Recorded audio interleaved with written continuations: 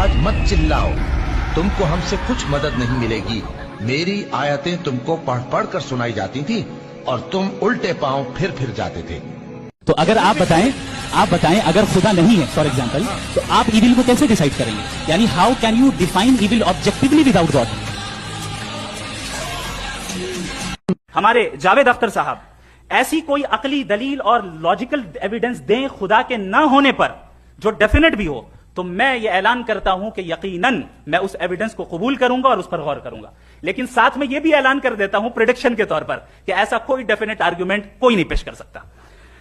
دلیل ہم دیں گے اور ڈیفینیٹو دلیل دیں گے، لاجیکل دلیل دیں گے، ایسی دلیل دیں گے جو انٹائر ایتھیسٹک ورلڈ اسے ریفیوٹ نہیں کر سکتی.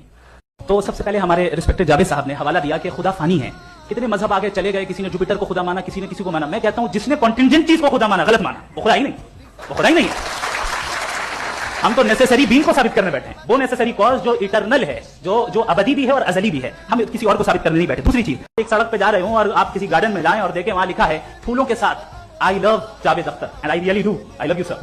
سو جب آپ وہاں پر پہنچے تو وہاں پہنچ کر اب یہ بتائیں کیا آپ یہ کہیں گے واو واٹ اے نیچرل سلیکشن؟ یہ کیا نیچرل سلیکشن ہے؟ نہیں، یہ پریسائزلی ڈیزائنڈ ہے، اس کے پیچھے ڈیزائنر ہے. لہذا اگر کوئی ایک ایسی کامن سینس کی بات کو قبول نہیں کر رہا ہے کہ یونیورس جو اتنی پریسائزلی کام کر رہا ہے، ہم کہتے ہیں کہ خود بخود بن گئی، میں سمجھتا ہوں اس سے بڑی اسٹوپیڈیٹی اور کچھ نہیں ہے. یہ ریشنل چیز ہے. ڈز گاڈ ایگزسٹ پہ میں ایک ہی آرگیومنٹ دے پایا. آرگیومنٹس بہت ہیں اور ڈیفینیٹو آرگیومنٹس ہیں، اور میرے آرگیومنٹ کو کسی ایک راؤنڈ میں بھی انہوں نے انٹرٹین نہیں کیا اور ریفیوٹ نہیں کیا. ایک راؤنڈ میں بھی نہیں. تو دوسری چیز یہ ہے کہ آپ نے ایک تو اس کا جواب نہیں دیا، دوسرا آپ نے گاڈ کے نہ ہونے پر کوئی ڈیفینیٹو آرگیومنٹ نہیں دیا، صرف مذہب پہ بات کر رہے ہیں. مذہب تو آج ہمارا ٹاپک ہی نہیں تھا.